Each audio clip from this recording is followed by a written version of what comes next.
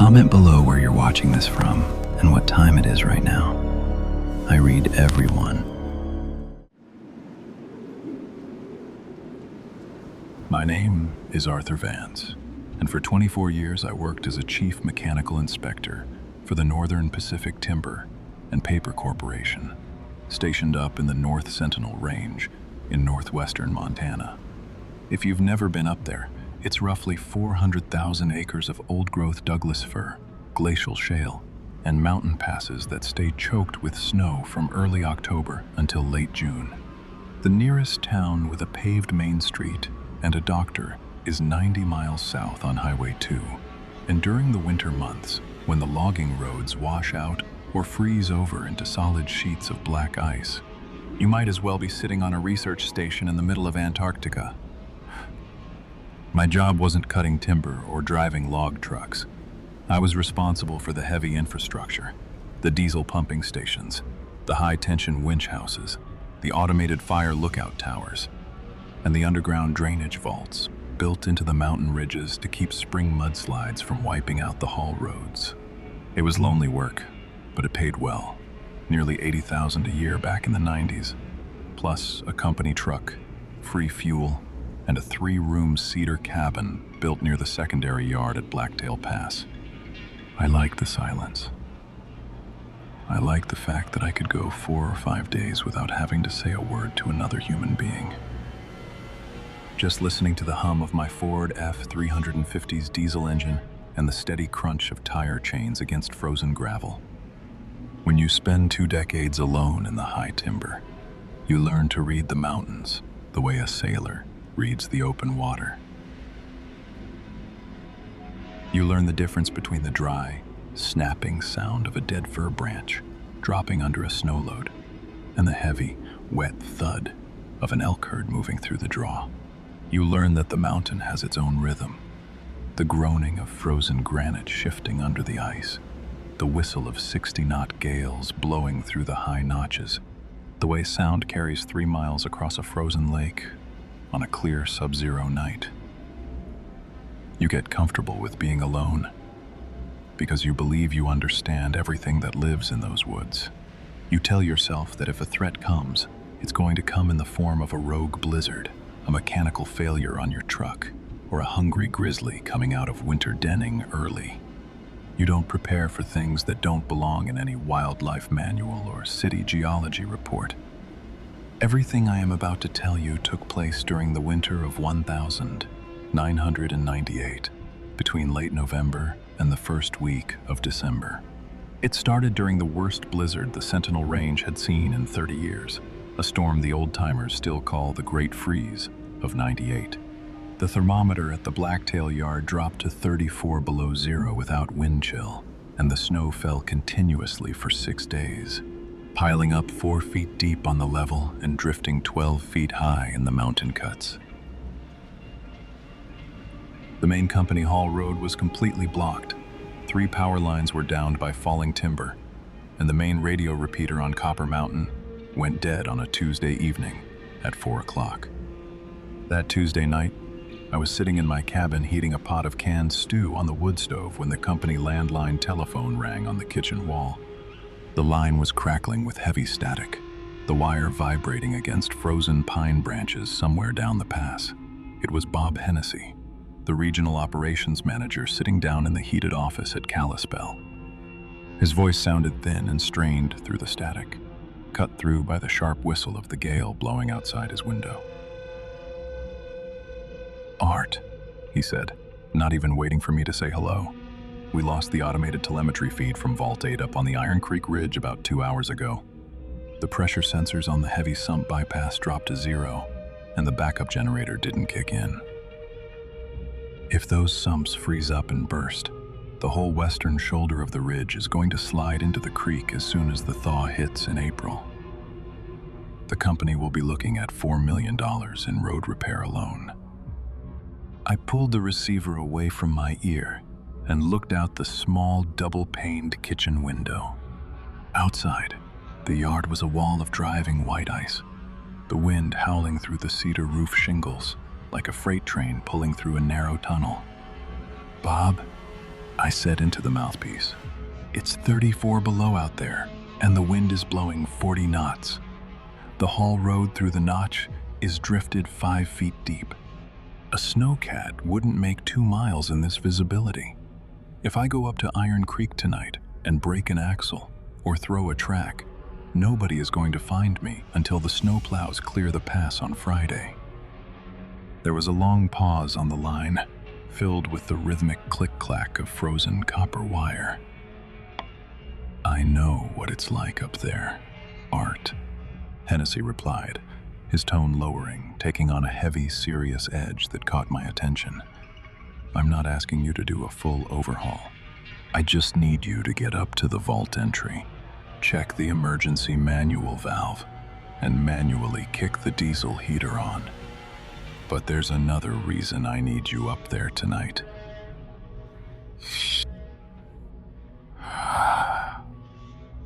I shifted my weight, leaning against the kitchen counter, my eyes fixed on the frost creeping up the corner of the glass window.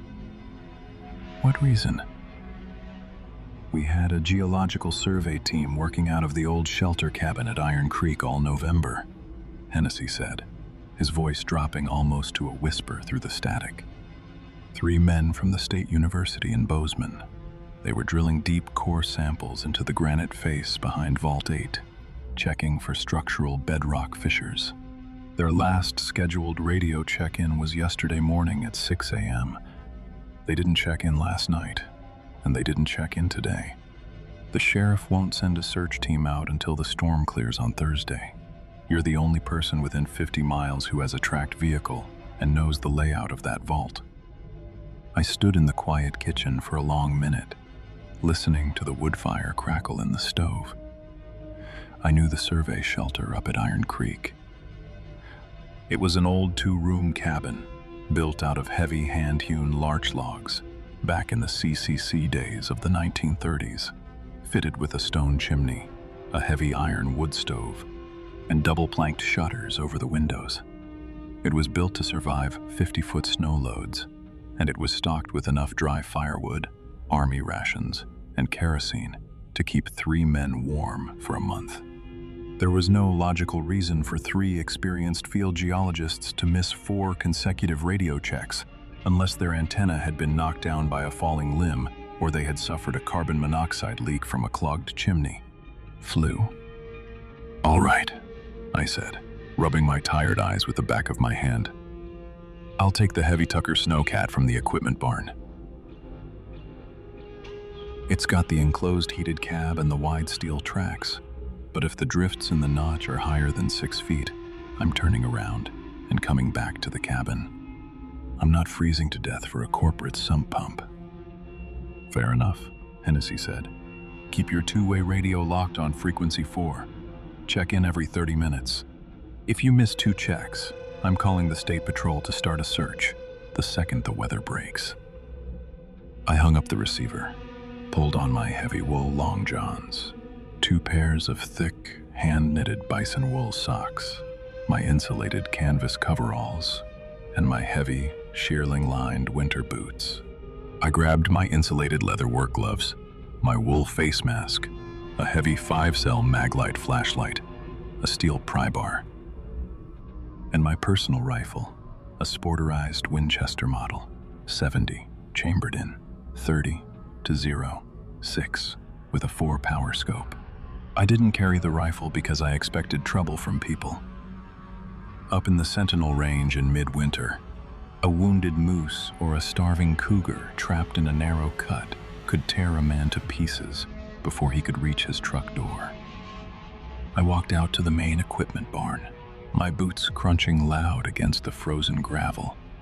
The air was so cold it felt like inhaling broken glass, searing the back of my throat and freezing the moisture inside my nostrils in 3 seconds. Inside the barn, the big orange Tucker Snowcat sat waiting. It was a heavy, 4-tracked monster built in the mid-70s, powered by a 6-cylinder Chrysler industrial engine that could climb a 60-degree ice slope if you kept the track tension right. I plugged the block heater in for 20 minutes, checked the hydraulic fluids, cranked the engine life into a roaring mechanical rattle, and backed the machine out into the raging white gale. The 6-mile crawl up the Iron Creek Fire Trail was the most grueling drive of my life. The wind was blowing sideways at 50 miles an hour, carrying fine, razor-sharp ice dust that blinded the headlights and turned the world outside the snowcat's thick Lexan windshield into an endless, churning sea of white. The tracks clanked and squealed against the frozen rocks beneath the snow, the big machine leaning 30 degrees sideways as I navigated the narrow ledges carved into the granite cliff faces. On my right was a vertical wall of dark shale. On my left was an 800-foot drop into the pitch-black void of the Iron Creek Gorge. It took me nearly 2 hours to cover those 6 miles. By the time the orange nose of the snowcat leveled out onto the plateau at milepost 14, the temperature gauge on the dashboard read 38 below zero. The wind on the open plateau was even worse, howling across the barren tundra rocks like a dying animal, tearing white plumes of snow off the drifts and hurling them into the dark sky. My headlights swept across the clearing at the edge of the timberline. The survey shelter cabin sat 50 yards back from the ledge, half buried under a 7-foot snowdrift that had accumulated against the north wall. The heavy larch log construction looked dark and deserted. There was no smoke coming from the broad stone chimney, not even a thin, wispy trail of gray wood ash.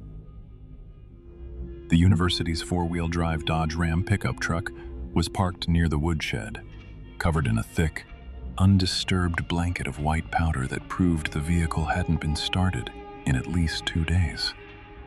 I idled the snowcat's engine, set the track brakes, grabbed my flashlight, pry bar, and the Winchester rifle, and stepped out of the heated cab into the freezing gale.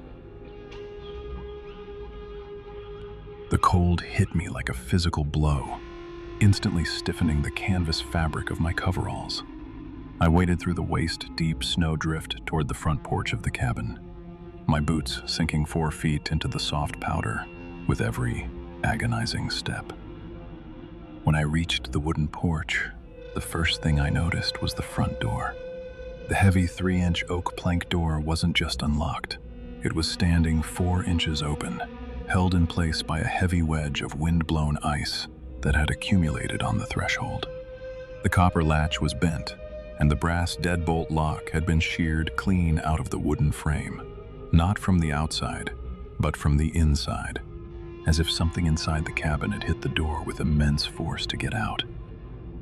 I stood on the icy porch, the beam of my maglite trembling slightly in my thick gloved hand as I shined the light through the narrow gap into the dark living room. State timber maintenance. I shouted, my voice swallowed up by the roar of the blizzard behind me. Is anyone inside? Dr. Vance? Is anyone there? No answer came. The only sound was the howling wind rattling the loose tin roofing sheets above my head, and the steady tap, tap, tap of a loose leather curtain strap blowing against the interior wall. I pushed the heavy oak door open with the toe of my boot, stepping into the main room of the cabin, bringing my rifle up to rest across my chest. The air inside the cabin was just as cold as the air outside, a dead, dry, freezing cold that carried a strange, sickly odor I had never smelled in 30 years of mountain work. It wasn't the smell of a dead animal or rotting meat. It smelled like raw copper, wet river silt, and stale, stagnant pond grease that had been trapped under ice for 100 years. Sniffs. I shined my light around the room. The survey team's gear was scattered everywhere across the hardwood floor, in total chaos.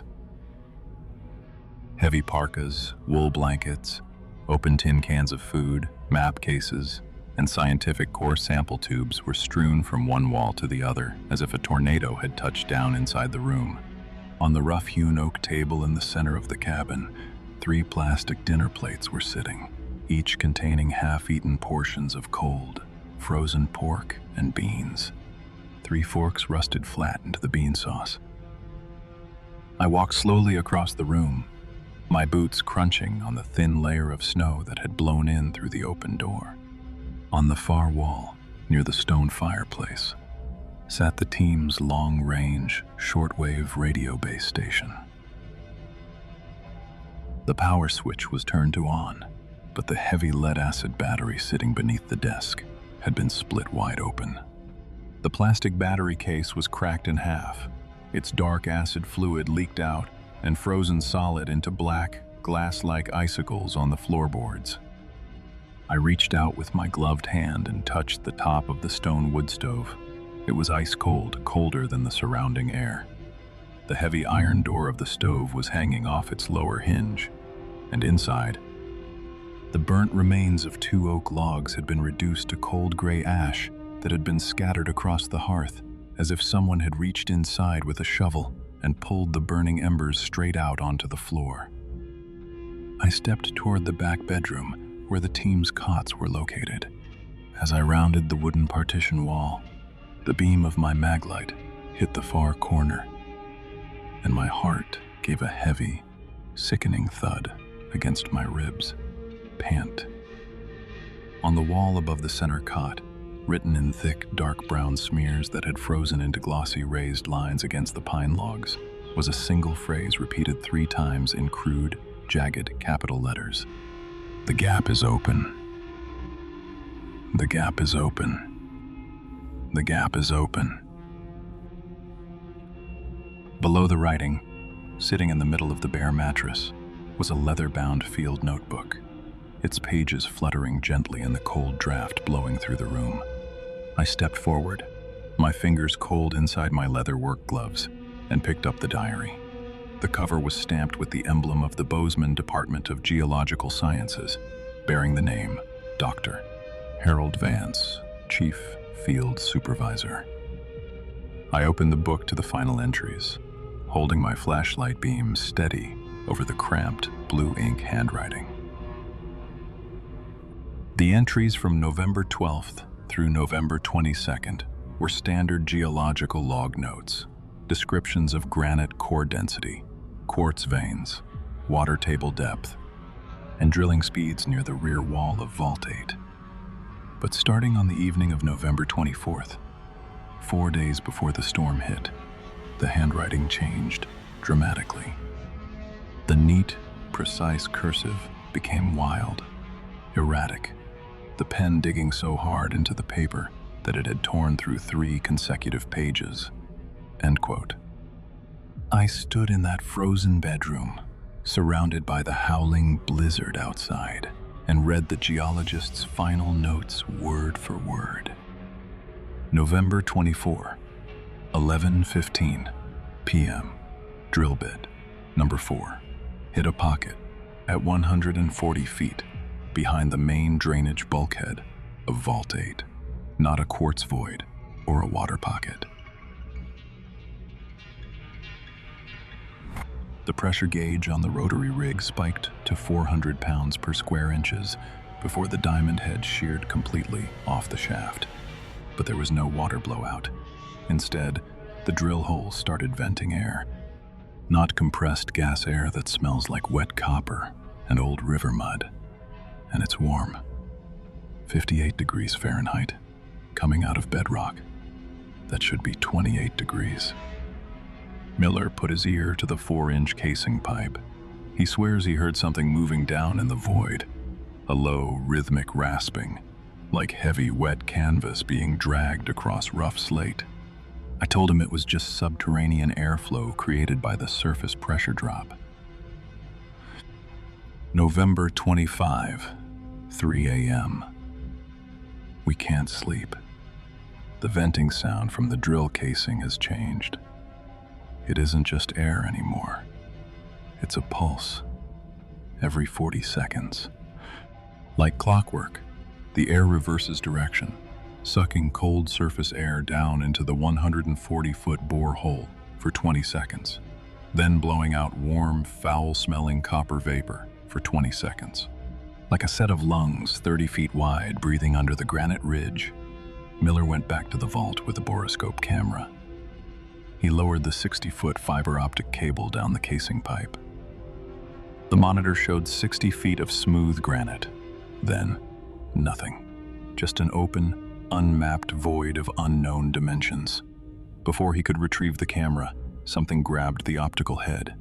The cable was yanked down with such force it ripped the $600 display unit right out of Miller's hands, smashing it against the concrete floor. The steel cable didn't snap. It was cut clean through. The braided stainless wires crushed and fused together at the break point.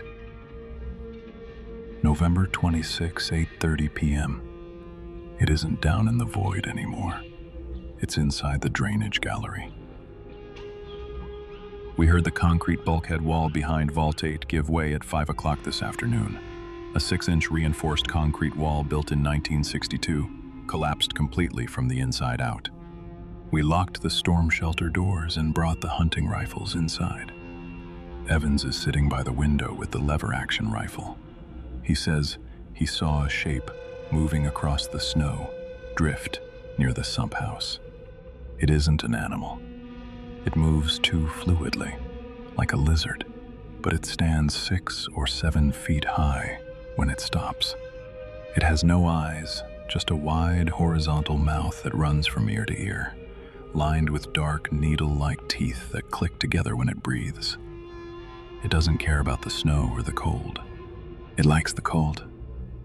It was waiting for the surface temperature to drop below zero before coming out of the bedrock.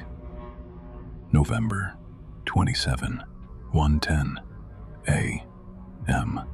It's outside the cabin door. It isn't trying to break the lock. It's just standing on the porch, tapping its long gray fingers against the oak planks. Tap, tap, tap. It knows we're inside. It called Evans by his first name 10 minutes ago. Not in a human voice, it mimicked the exact tone and static crackle of our shortwave radio operator's voice from the Kalispell dispatch station. It asked us to open the door for a routine safety check. Evans went crazy. He fired 3 rounds through the oak door panel with his rifle. We heard the bullets hit something solid, a heavy, wet thud, like striking a sack of wet flour. But whatever is standing on the porch didn't fall. It just laughed. A high, vibrating screech like live steam escaping a rusty valve. November 27, unknown time. The stove is out. Evans is dead.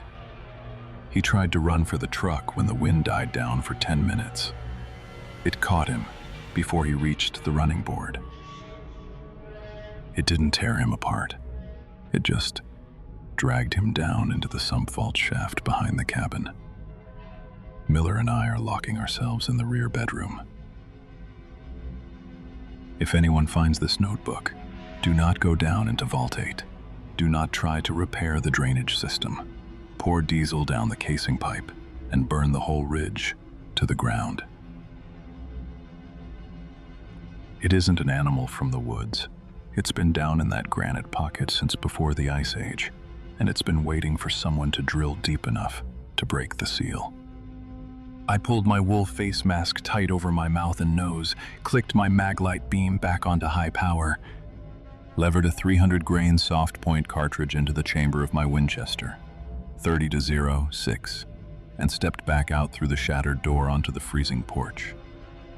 The wind hit me like a wall of ice, blowing white powder straight into my eyes. I turned north, wading through the waist-deep snow drift behind the cabin, following the high steel fence line that led toward the entrance of Vault 8. The snow behind the woodshed was disturbed deep. Wallowing ruts 5 feet wide had been carved into the 5-foot drift, as if something massive and long had dragged itself through the powder toward the concrete entrance of the vault. Near the edge of the timber, 30 yards from the vault door, my flashlight beam caught something sticking out of the white snowdrift. It was a heavy leather hunting boot, attached to a torn, blood-stained leg of canvas work pants. I stepped forward, my boots sinking deep into the powder, and shined the light down into the hollow. It was what was left of Miller, the young graduate student. His body was frozen solid as an iron pipe, his face twisted into a mask of pure, unadulterated terror. His chest cavity had been ripped open from his collarbone down to his belt line, not torn by animal claws or teeth, but opened with surgical, fluid precision. The rib cage cracked outward like the doors of a wooden cabinet. Every organ inside his torso was gone, removed completely, leaving only a dry, gray cavity lined with frost and dark, frozen copper grease. Coughs. I backed away from the frozen corpse, my throat tight, my stomach surging with cold nausea. I raised my rifle, my eyes scanning the dark pine trees surrounding the snow-filled clearing. The trees were dead quiet. There was no movement, no sound except the roaring wind overhead and the creak of ice-heavy branches swaying in the dark. I reached the entrance of Vault 8. It was a massive, subterranean bunker built in the early 60s, a 12-foot-high archway of poured, steel-reinforced concrete embedded directly into the vertical granite wall of the mountain. The heavy double doors were made of 3-inch thick, solid steel plate, designed to withstand rock slides and timber cave-ins. The heavy brass padlock on the outer doorframe had been crushed, flattened into a thin brass coin, as if it had been placed under a 100-ton hydraulic press. The steel doors were resting 8 inches open, a gap wide enough for a large man to squeeze through, held in place by a heavy slab of frozen ice that had accumulated on the concrete threshold. I stood in the snow outside the gap, my breathing short and ragged inside my face mask, my hands trembling as I adjusted my grip on the wooden stock of the Winchester. I shined my maglite beam through the 8-inch gap into the darkness of Vault 8.